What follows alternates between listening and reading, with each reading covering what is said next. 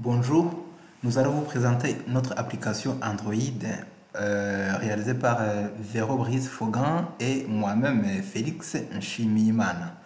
Donc, notre application, ça porte sur la gestion des commandes au niveau du stock et en fait, on l'a appelé G-Stock.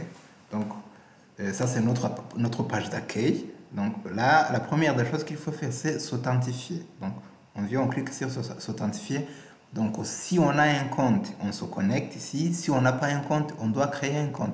Donc, je vais créer un nouveau compte qui s'appelle, donc avec par exemple le nom de Véro Brice, l'email verobrice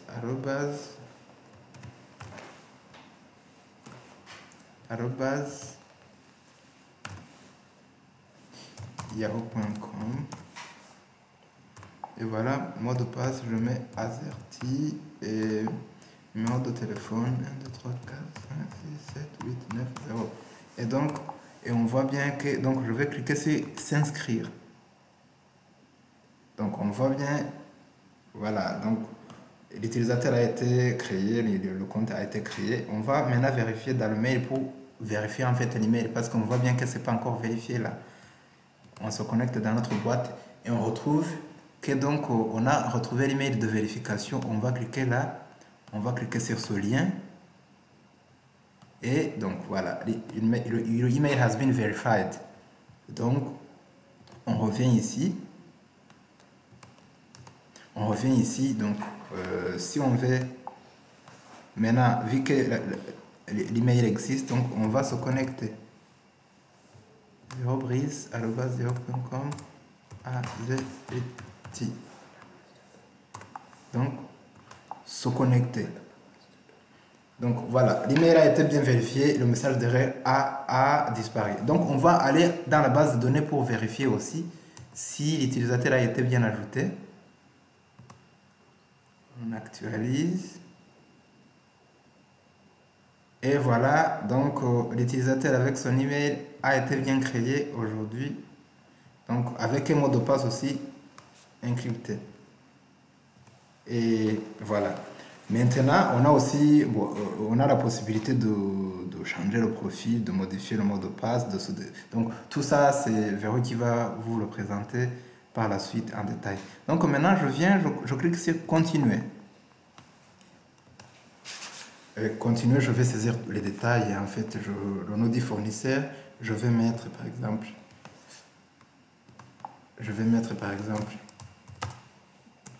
bon, Félix, Amazon, détail du client, Véro, Brice, email du client, verobrice @.com, téléphone 1, 2, 3, 4, 5, 6, 7, 8, 9, 0. Et détail de la commande, je mets commande numéro 1, nom du produit ordinateur. Et poids, je mets par exemple 3 kg. Et je mets sur... Bon, alors il y a des boutons, le bouton ajouter et le bouton afficher. Donc, le bouton afficher, ça permet de revoir les informations que j'ai saisies. Et sinon, le bouton ajouter, ça permet maintenant d'ajouter le numéro de commande et le nom du produit dans une array list. En fait, c'est ce qu'on affiche dans une liste. On clique sur ajouter pour voir et on voit qu'on ajoute de façon dynamique le numéro de commande et le nom du produit. On va ajouter un autre produit, le produit numéro 2. Et on va par exemple mettre téléphone. Bon, 1 kg par exemple, et on clique sur afficher d'abord pour voir les informations. On voit que c'est un téléphone avec tout ça, les informations ils sont là. Et si je clique là, ajouter, et le téléphone a été ajouté, j'ajoute peut-être notre produit, le produit numéro 3, et je mets par exemple machine à laver, et je mets par exemple 6 kg. Et voilà, je clique sur ajouter. On voit bien que la machine à laver a été ajoutée. Maintenant, supposons que je vais modifier les informations de l'ordinateur. Donc, je viens, je clique sur l'ordinateur et je remplis, je peux ajouter la marque HP, et Pavilion. Et donc, et je clique sur modifier. Et on voit que donc ordinateur HP Pavilion a été ajouté. Donc maintenant, supposons que je vais supprimer en fait ce téléphone. Je viens, je clique et puis je clique sur supprimer et il est parti. Donc, mais on peut encore aller plus loin et donc par exemple, si je clique sur cette machine à laver, je peux ajouter le statut. Je clique sur le bouton statut et je remplis le statut. Donc, par exemple, en cours de livraison. Nom du produit, machine à laver. Machine à laver. Bon, affiché. Et on voit bien que la machine à laver, c'est en cours de livraison. Et je peux encore ajouter un autre produit. Par exemple, si je dis... si c'est un produit livré, je viens, je dis, par exemple, si mon téléphone a été livré,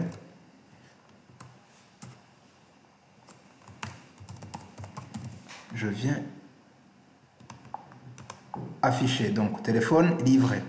Et par exemple, il y a aussi la possibilité maintenant de modifier. Si par exemple cette machine à laver a été livrée, je peux actualiser le statut, je viens, je modifie, livré. Et je clique sur modifier. Et donc on voit bien que le statut a été actualisé. Sinon, donc si je veux bien supprimer ce téléphone qui a été livré par exemple, je viens, je clique et puis je fais supprimer. Et il est parti. Donc en gros, c'est ça les fonctionnalités pour l'instant qu'on a. Et maintenant, je vous laisse Véro pour continuer avec l'authentification et le changement de... Là, on va juste faire un petit parcours pour vous montrer ce qui se passe au niveau de notre code. Pour commencer, je vais juste vous montrer le profil, ce qui se passe. J'ouvre d'abord le XML. J'ouvre le XML de profil.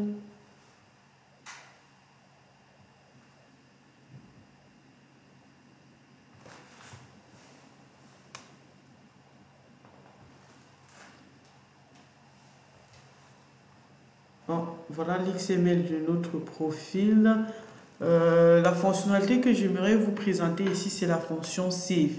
Ce que je veux vous montrer, c'est qu'on peut modifier les données un peu comme le nom, l'email et le numéro de téléphone. Maintenant, qu'est-ce qui se passe dans notre code? Lorsqu'on va dans ce code, on a ce bouton-ci. Ça, c'est l'événement sur ce bouton-ci. Ici, on relie l'XML et le Java. Ce qui nous intéresse, c'est le bouton-là. Et ce bouton, qu'est-ce qu'on fait? On vérifie d'abord que toutes les données dont on veut modifier ne sont pas vides. Et lorsqu'ils ne sont pas vides, on prend maintenant l'email. Et l'email user ici, en fait, c'est par rapport à Firebase, c'est pour l'authentification Firebase. Et ici, nous avons user, ici avec S, c'est le chemin que nous donnons pour notre document. Et maintenant, qu'est-ce qu'on fait? On crée maintenant un hash map pour éditer. Et dans ce hash map là, qu'est-ce qu'on met? On met les emails, le nom et le numéro de téléphone. Et après maintenant, on met à jour avec update. Update, c'est pour mettre vraiment notre profil à jour. Et après avoir mis à jour, on envoie juste un message comme quoi l'adresse a été modifiée. Et là, c'est pour vraiment modifier avec 7. Et par la suite, nous allons faire quelques démonstrations pour vous montrer ce qui se passe ce qui se passe au niveau de Firebase. Au niveau de Firebase, je vais me connecter de nouveau. Voilà. Donc ici, on voit bien que je suis connecté avec Verobris. On voit bien que je suis connecté avec verobris@yahoo.com et je vais essayer de modifier le profil. Changer le profil. Je vais changer l'email ici. Je vais changer par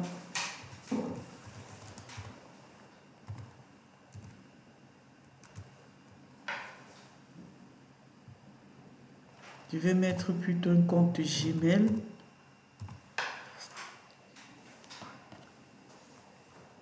Je vais juste mettre un compte Gmail, on va voir. Et là, je vais cliquer sur valider. Et pour cela, je vais me connecter. Bon, en fait, là, il y a eu un petit bug. Il faut d'abord se connecter à nouveau pour pouvoir. Donc. Je vais me connecter.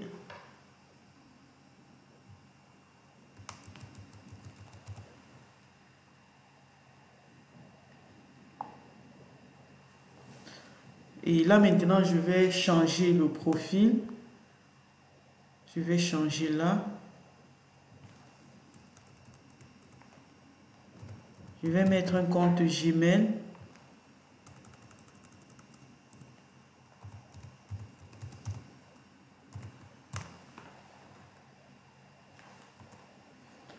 Et là, je clique sur le bouton Save. Ça dit bien que mon email a bien été modifié. Nous allons voir au niveau de Firebase. Là, on a Verobris, c'est ça que nous avons modifié. On actualise.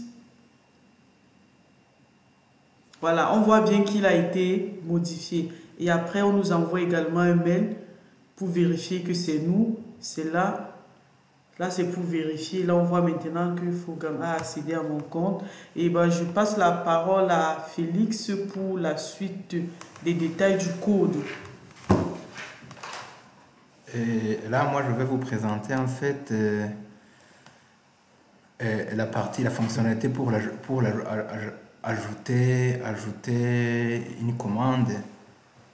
Et comment on a fait pour transférer en fait de façon dynamique le numéro de commande et le nom du produit.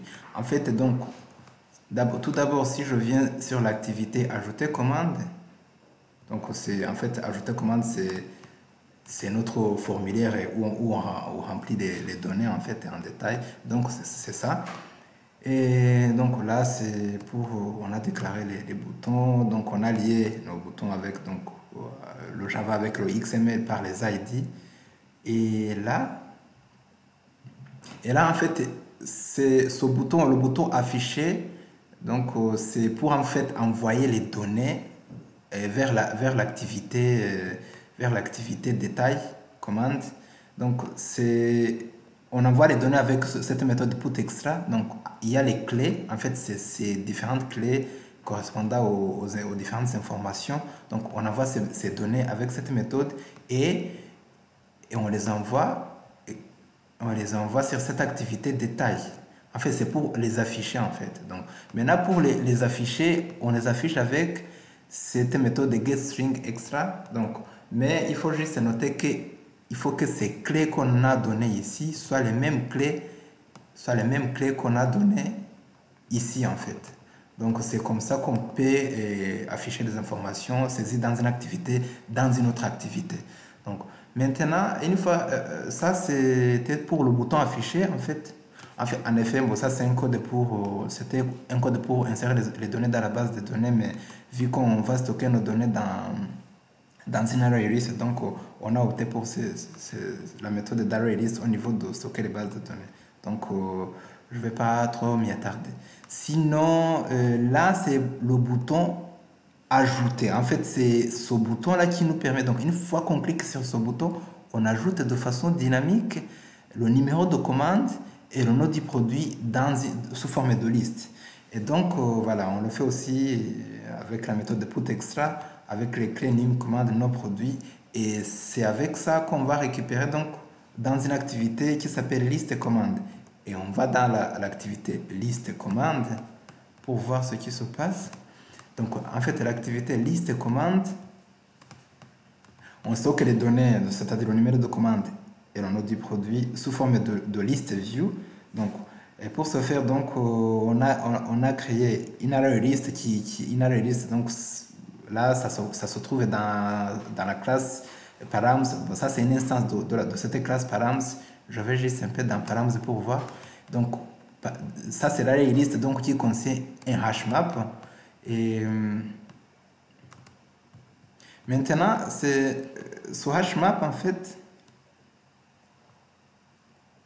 donc, en fait, tout d'abord, on va récupérer les données à l'aide des clés qu'on a données. Donc, num commande de nos produits, ce sont les mêmes clés. Ce sont les mêmes clés qui existent dans ajouter commande, num commande, comme on le voit, c'est les mêmes clés. Donc, maintenant, après avoir récupéré les données, avec cette méthode getString, on les ajoute donc, dans un hashmap avec cette méthode put. Donc, on met le numéro de commande et le nom du produit. Et maintenant, on stocke ce hashmap dans cette array list, en fait. C'est comme ça qu'on arrive à stocker les données dans une array list. Maintenant, cet adaptateur, c'est pour pouvoir stocker donc, le numéro de commande dans ce ID text view 1 et le numéro de produit dans ce ID text view 2. En fait, ces ID text view 1 et ça, donc, ils sont les mêmes ID qu'on avait donnés dans l'item parce que ils sont là. Ils sont là. Donc, ID text view 1, il est là. Voilà. Donc, maintenant,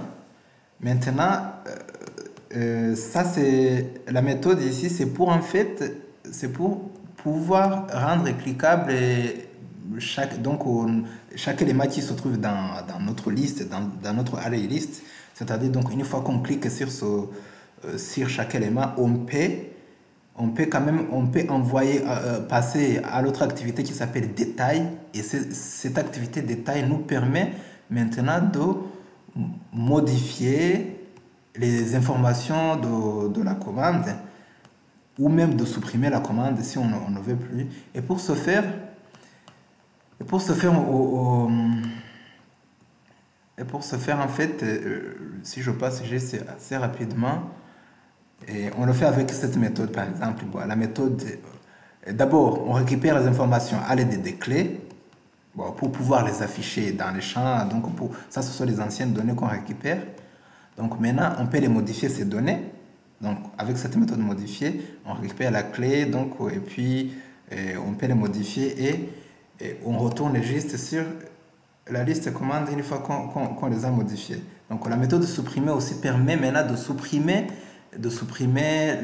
l'élément. Donc, on voit bien qu'on supprime même avec la méthode de remove, on supprime toute l'array, c'est-à-dire l'élément de la liste avec cette position donc, qui nous permet de reconnaître l'élément qu'on veut supprimer.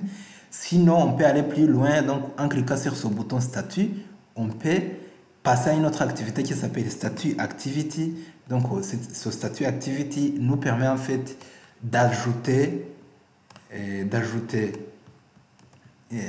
le statut et le nom du produit en question. C'est-à-dire si le statut est en cours de livraison, comme on l'a vu dans la démonstration, on peut le modifier, on peut l'actualiser. Donc, en fait, une fois qu'on a modifié et qu'on clique sur le bouton afficher dans l'activité statut, on passe les données on stocke les données sous forme d'array list sur l'activité qui s'appelle list statut activity. Et c'est exactement la même chose, le même principe, ce qui se passe entre ajouter commande et liste commande. Donc c'est la même chose, ce qui se passe entre statut activity et list activity.